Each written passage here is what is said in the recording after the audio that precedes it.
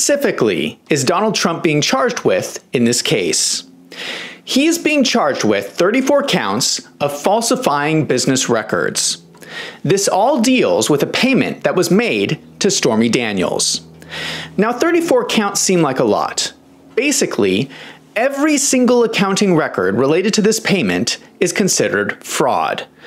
Writing a check was one count. Making the accounting entry is one count. So it's one payment to Stormy Daniels, but they're charging Donald Trump with 34 counts. But there is a twist. If we look at New York law 175.10, it requires intent to commit another crime. There has to be a second crime. Falsifying business records is normally a misdemeanor offense. What raises it to a criminal offense is if you falsify business records in order to commit another crime. So in this case, what is the other crime? The prosecutors have now revealed that the other crime was unlawfully promoting Donald Trump's candidacy for president of the United States. They claim that this payment to Stormy Daniels was for election fraud. There are a number of problems with this claim.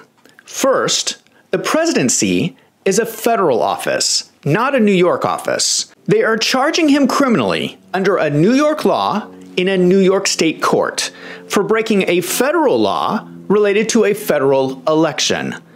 They have no jurisdiction over this case. Not only that, federal agencies have looked into this case and decided not to prosecute Trump because there is no crime committed. Not only that, the election was in 2016. These accounting entries were made in 2017. How could an accounting entry made in 2017 be made with the intent to commit election fraud in 2016? That makes no logical sense. Without intent, it's not a crime. So basically, there's no legal basis for this case.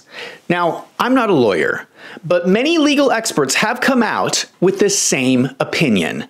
It's pretty well accepted that out of all the cases against Trump, this case in particular is the weakest case. To show you how weak this case is, let's walk through the timeline. I don't think most people actually know what happened. When you hear in the news that Trump paid hush money, most people think of Trump going to Stormy Daniels and saying, "Here's some money, you need to stay quiet." That's not what happened.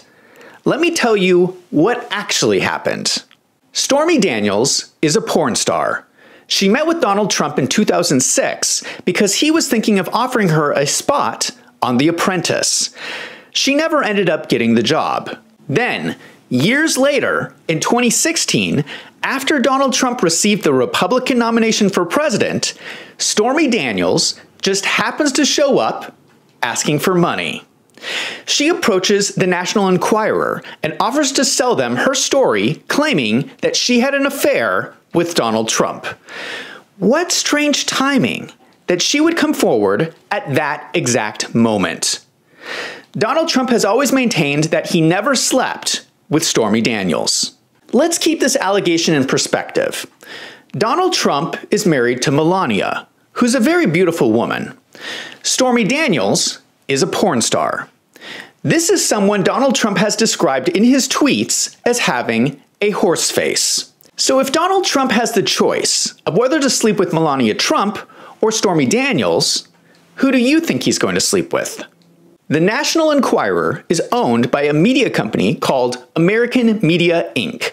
The CEO at the time was someone named David Pecker. David Pecker bought the rights to Stormy Daniels' story for $150,000. That means that she cannot tell the story to anyone else. This is what the media is calling the hush money payment. Donald Trump was not involved in any of this. Then, after this agreement was created with Stormy Daniels, David Pecker contacts Michael Cohen, who he knows is Donald Trump's lawyer. David Pecker essentially blackmails Donald Trump and says that he's going to print this ridiculous story unless he gets paid $125,000. That deal was never finalized. Instead, Michael Cohen starts negotiating directly with Stormy Daniels' lawyer. They come up with a non-disclosure agreement where she will not tell her story for $130,000. The agreement is drafted with fake names. The name Peggy Peterson is used for Stormy Daniels. The name David Dennison is used for Donald Trump. The agreement was signed by Stormy Daniels, but never signed by Donald Trump. Then, Michael Cohen used his own money to pay Stormy Daniels. He took out a home equity line of credit and gave Stormy Daniels $130,000. So up to this point, Donald Trump has not been involved in any of this. Everything that has happened has been between the National Enquirer, Stormy Daniels, and Michael Cohen. Fast forward to the trial this week. The prosecution calls David Pecker as their first witness. When you try a case, you usually want to call your best witness first. They called David Pecker. He confirmed everything I have just explained. But more importantly, he explained that Donald Trump had no idea what was going on. Donald Trump was not part of this agreement. He wasn't involved in the negotiations. He did not sign the contract. He did not pay the money. David Pecker also confirmed that having non-disclosure agreements is something that he does as a normal part of business. He does these types of agreements all the time. A non-disclosure agreement is not a crime. If it were, why are we not locking up David Pecker? This is the star witness for the prosecution, and he is saying that Donald Trump has nothing to do with any of this.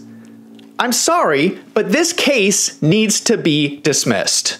The way the prosecution is trying to connect this to Donald Trump is by claiming that he later paid his lawyer, Michael Cohen. Michael Cohen was doing many different legal tasks for Trump's business, and Trump paid him a monthly retainer for legal services. The prosecution is claiming that these payments were really secret reimbursements of the money that Michael Cohen paid to Stormy Daniels. There's no agreement saying this is the case. That's just what the prosecution made up. For example, Michael Cohen invoiced Trump's business for legal services. Trump then paid the bill. Here's a copy of one of the checks. I don't understand what the prosecution is expecting here. What's the crime on this check? Does the prosecution expect Donald Trump to write on this check that part of this check covers a payment to Stormy Daniels? Why would he do that? What if Trump did not know that was part of the bill? If Michael Cohen did not itemize that on his invoice, how would Trump have known the dollar amount? If Michael Cohen did not create his invoice correctly, how is that Trump's fault? Shouldn't we be arresting Michael Cohen? Now remember that the prosecution is claiming that this check is election fraud. But look closely at the check. It's been paid from Donald Trump's personal bank account, not the campaign funds. The paperwork shows that this has nothing to do with the campaign. So let me see if I understand all of this. Michael Cohen invoiced Donald Trump for general legal services he was providing Trump's business. Michael Cohen was involved in some shady dealings. The prosecution's own witness confirms that Trump did not know about it and was not involved. Trump paid his lawyer's invoices, and now the prosecution is saying that some low-level accountant performed 34 accounting entries related to these checks, and now Trump should be sent to prison. It seems to me like there was no crime, and Trump was not involved in any of this anyway. It also seems like Donald Trump did everything right.